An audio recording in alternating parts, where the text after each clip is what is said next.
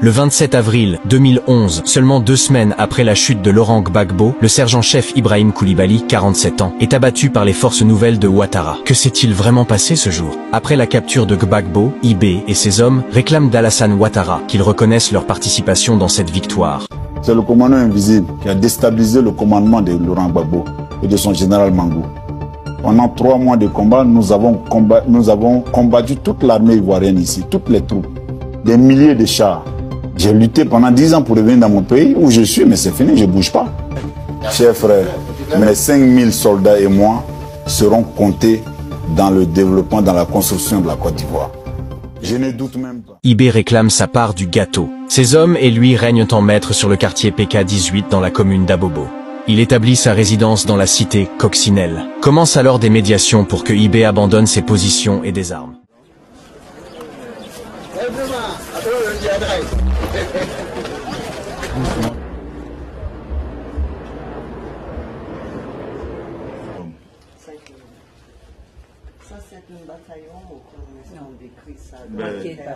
IB ne créera aucun problème à qui que ce soit. IB est venu que pour arranger les problèmes, mais pas pour créer des problèmes.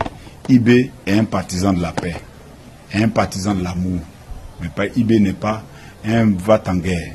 C'est celui qui tend la main à tout le monde. C'est celui qui veut que ce pays-là soit uni.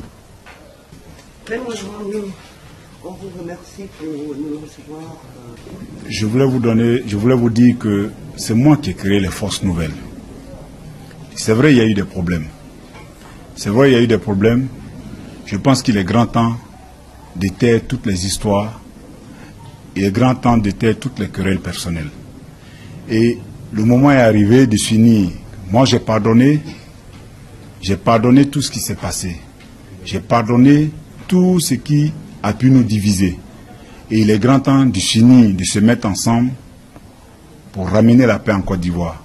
Il est grand temps de se mettre ensemble pour reconstruire cette nouvelle armée, créer cette armée unifiée pour permettre au président Ouattara de mieux diriger le pays. Voilà un peu le message que je voulais laisser et que je demande à tous les Ivoiriens de pardonner.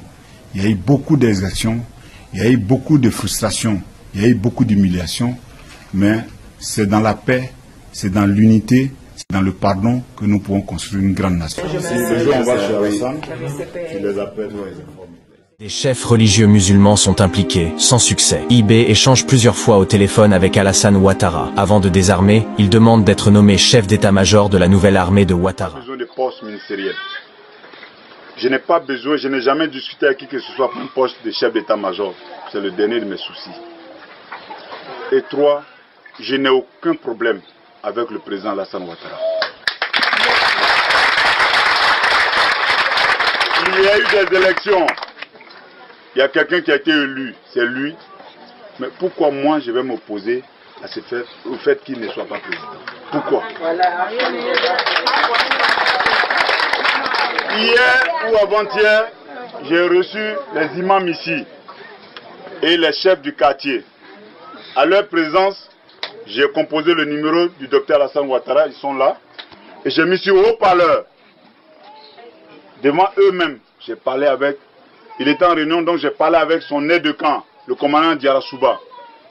Dans nos causeries, ils ont compris qu'il y ait une affinité entre nous. C'est-à-dire on s'est parlé comme si c'était la routine. J'ai dit, si le grand frère finit, dis-lui de me rappeler parce que j'ai des vieux, ils vont lui parler. Il dit, il n'y a pas de problème. Je leur ai donné son numéro direct. Mais si tu ne parles pas avec quelqu'un, est-ce que tu peux faire ça? Je vous demande, gardez votre calme, gardez votre sérénité. Soyez nos interprètes auprès de la population. Dites-leur que nous, là, on n'est pas venus pour s'enrichir. On n'est pas venus pour piller la population. On n'est pas venus pour remplir nos maisons des choses qui ne nous appartiennent pas. On est venu pour vous protéger. On est venu pour vous aider à dormir tranquillement, à manger normalement, à aller au marché, à aller au travail sans être inquiété, à permettre à nos enfants d'aller à l'école normalement. Rien d'autre que ça. Que le bonheur de ce pays. C'est un pays riche. Un pays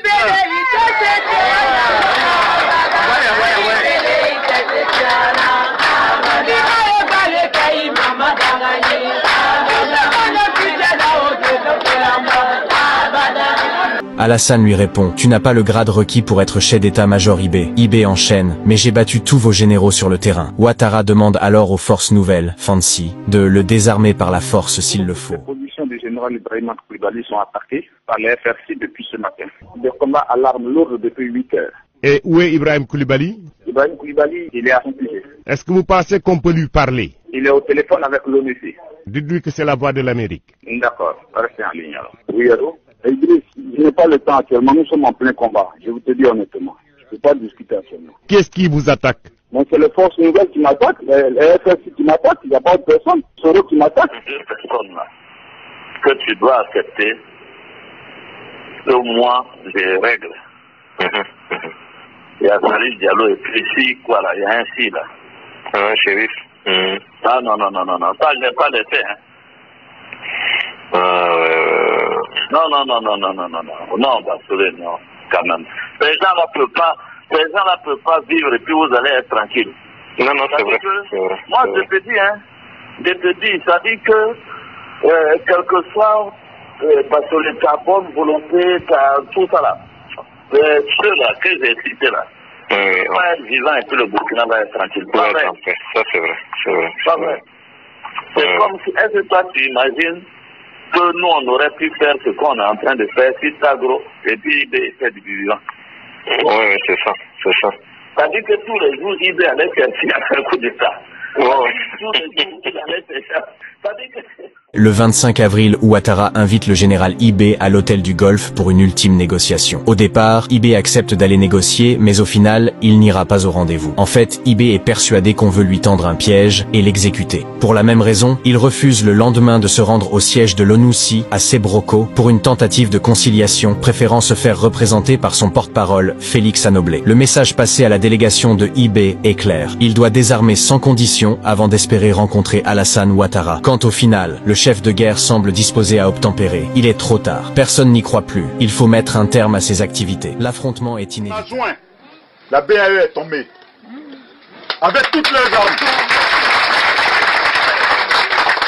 Et nous avons pris le camp commando de Yopougon, tout. Et on a sécurisé Andokwa. Et à grande surprise, vers 19h, on apprend qu'il y a une colonne qui arrive sur l'autoroute. On ne nous dit rien. On ne m'appelle pas pour me dire, IB, tes frères arrivent, ou bien tant. Rien. Parce qu'ils ont des grosses armes. Ils ont été armés par d'autres personnes. Ils arrivent. Les éléments m'ont dit non, mais ils ont appelé Boué m'a appelé, il dit non, qu'est-ce qu'on fait? Nous, on ne peut pas les laisser rentrer. J'ai dit non. Ne donnez pas l'occasion aux gens de dire que nous sommes responsables d'une bavure. J'ai dit laissez-les rentrer. J'ai dit je ne pense pas qu'ils viennent contre nous. Parce que ce n'est pas nos ennemis. S'ils viennent, ils ont peut-être une mission, mais je ne pense pas qu'ils viennent contre nous. Laissez-les rentrer. Sinon, ils ne pouvaient pas rentrer. Si de l'armée ivoirienne, tous ces chars n'ont pas pu rentrer ici, ce n'est pas eux qui allaient rentrer par là-bas. Franchement. C'est une réalité. Nous les avons laissés rentrer. Ils sont rentrés en fanfare. Avec des cinquantaines de 4x4, avec les grosses armes dessus. Ils foncent directement sur le camp Agban. Ils foncent sur la télévision. Ils pilonnent pendant des heures, toute la nuit. Et le matin, ils sont fatigués. Ils n'ont pas atteint aucune cible. Les gens les ont laissés pilonner tactiquement. Et après, ils ont lancé la riposte contre eux. La débandade, ils ne connaissent même pas Abidjan. D'autres, c'est du village, ils sont venus, on les a habillés, ils viennent. Ils sont perdus. On les chasse jusqu'à sur l'autoroute. Ils retournent encore. Nous sommes obligés de prendre, allez-y, à la mairie. Plein de blessés, l'hôpital est plein de blessés et de morts. Est-ce que ça c'est normal de prendre les enfants des gens pour les envoyer à l'abattoir? Vous arrivez dans un village, il y a un chef de village qui est là. Le minimum, allez-y lui dire bonjour. Et puis lui dit, bon nous sommes arrivés, qu'est-ce qu'on peut faire ensemble? C'est le minimum. Mais non. Les messieurs tout-puissants nous veulent nous écraser. Mais ils oublient que Dieu est derrière nous et que vous êtes derrière nous. Tactiquement, moi j'ai dit à mes hommes de replier. Nous avons pris le côté Yopougon, Andokwa et zone industrielle, nous avons sécurisé ce côté. Et nos côtés habituels, notre base ici. Et on s'est mis en stand-by. On s'est mis à préparer nos troupes parce qu'on sait que la suite, ça ne sera pas facile. On s'est mis au repos en préparant nos hommes psychologiquement et nous les avons laissé le terrain. Comme ils sont venus pour libérer Abidjan, nous les avons laissé le terrain. Mais nous sommes où aujourd'hui? Des milliers de morts. Ils ne peuvent pas avancer. Le général Ibé alias Djibilan, ce qui veut dire l'invisible en langue koyaka, s'apprête à livrer son dernier combat sur la terre des hommes. Le 27 avril 2011 au petit matin, les forces nouvelles de Guillaume Soro lancent l'assaut final contre le quartier PK-18 à Abobo. C'était un mercredi. Le ciel d'Abidjan était chargé. Chérif Ousmane, Isiaka Ouattara, alias Ouattao, Morou Ouattara, Zakaria Kone ou encore Hervé Touré Divecho, tous les anciens commandants de zone, ceux qui ont préparé la rébellion de 2002 avec Ibé, sont présents. Ils prennent rapidement le contrôle d'Abobo. Lorsque le général Ibé apprend qu'une opération a été lancée contre lui, il ordonne à ses hommes de déposer leurs uniformes militaires et de se fondre dans la population. Lui non plus ne compte pas se rendre. Il confie à un ami au téléphone: « Je ne quitte pas la zone, je vais me cacher ». En ce moment-là, Ibé n'a plus qu'une dizaine d'hommes avec lui. Nos positions sont attaquées par des membres du FRC. On ne sait pas pourquoi ils nous attaquent. On voulait prendre toute la communauté internationale à témoin. Qu'on ne dise pas demain que le commandant invisible a posé des actes qui ne sont pas normaux dans le processus de réconciliation. J'ai parlé de paix dans ma conférence de presse. J'ai parlé de l'unité totale de toutes les armées. Dans notre grande surprise, nous sommes victimes d'une attaque. Où sont vos positions attaquées exactement? Andokwa, Avocatier. C'est Abobo qui est attaqué. Mais quand vous dites que vous teniez des positions, c'est-à-dire vous aviez installé des barrages? Nous tenons nos positions habituelles depuis le début, qui sont attaquées aujourd'hui par la FRC. Voilà la situation. Qu'ils aillent déloger d'abord les militaires à Yopougon, c'est ça la priorité. Qu'ils aillent sécuriser Yopougon pour lever des barrages à Bobo. Est-ce qu'on a besoin d'utiliser les grosses armes contre nous? Des armes lourdes pour ceux qui ont défendu cette population d'Abobo. Au moment difficile, c'est des DCA, des 12-7, des RPG-7. Donc, comprenez, c'est des armes lourdes, c'est tout. Madame, je vais vous laisser parce que je vais m'occuper du terrain. Les positions du général Ibrahim Koulibaly sont attaquées par les FRC depuis ce matin. Des combats à l'arme lourde depuis 8 heures. Et où est Ibrahim Koulibaly? Ibrahim Koulibaly, il est à son sujet. Est-ce que vous pensez qu'on peut lui parler? Il est au téléphone avec l'ONU. Dites-lui que c'est la voix de l'Amérique. D'accord, restez en ligne alors. Oui, allô? Idriss, je n'ai pas le temps actuellement, nous sommes en plein combat, je vous te dis honnêtement. Je ne peux pas discuter actuellement. Qu'est-ce qui vous attaque?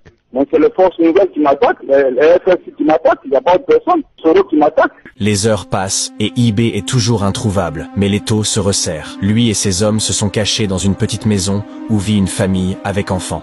Sentant sa fin arriver, le général Ibé s'est éclipsé avec son petit frère et une dizaine de ses éléments dans une maison de la place. Mais dehors, le camp Soro dit que Ibé a pris en otage toute une famille. Paniqué, le général Ibrahim Koulibaly multiplie les appels à des proches, à des journalistes et même à certains responsables du nouveau pouvoir d'Abidjan. En fait, Ibé demandait la protection des soldats de l'ONU. Une escorte onusienne était même en route, mais Guillaume Soro lui a demandé de rebrousser chemin. Au final, c'est grâce aux nombreux appels que le général Ibé passait pour essayer de négocier son exfiltration que Ahmed Bakayoko, alors ministre de l'Intérieur et de la Sécurité, réussit à localiser la maison dans laquelle il se trouve. Rapidement, la maison est encerclée. Il était près de 20 heures. L'affrontement final débute. En arrivant devant la maison, l'armée pro-Soro réussit à faire sortir 5 membres de la famille. Les éléments de Ibé répliquent par une rafale de PKM et de grenades. La maison est prise d'assaut. Rafale de Kalachnikov, tir au lance-roquettes RPG. Ibé a-t-il été tué à ce moment-là? En tout cas, c'est ce que dit la version officielle et plusieurs membres de l'ex-rébellion. Si vous avez vos frères, vos enfants, vos amis, dites-leur, Ibé, c'est fini. Le président de la République de Côte d'Ivoire, c'est le président Alassane Ouattara. Un soldat présent ce soir-là donne des précisions. Nous avons trouvé son corps dans la maison. Il était inconscient. Dans sa veste, il y avait des tas de papiers. Certains ont cru que c'était de l'argent, mais c'était des centaines de cartes de visite. L'autre version raconte que le général Ibé était encore vivant à la fin de l'assaut, qu'il s'est rendu avant d'être emmené dans un véhicule. Un membre de sa famille raconte: il s'est rendu puis ils l'ont ligoté et torturé pour lui extorquer des aveux. Et c'est après que son corps sans vie aurait été déposé à proximité de la mairie d'Abobo 2 heures plus tard. Cette théorie est confirmé par les proches de Ibé qui ont assisté à la scène. Quoi qu'il en soit, le chef du mystérieux commando invisible, Ibrahim Koulibaly, est exécuté par ses anciens frères de la rébellion et il emporte avec lui tous ses secrets.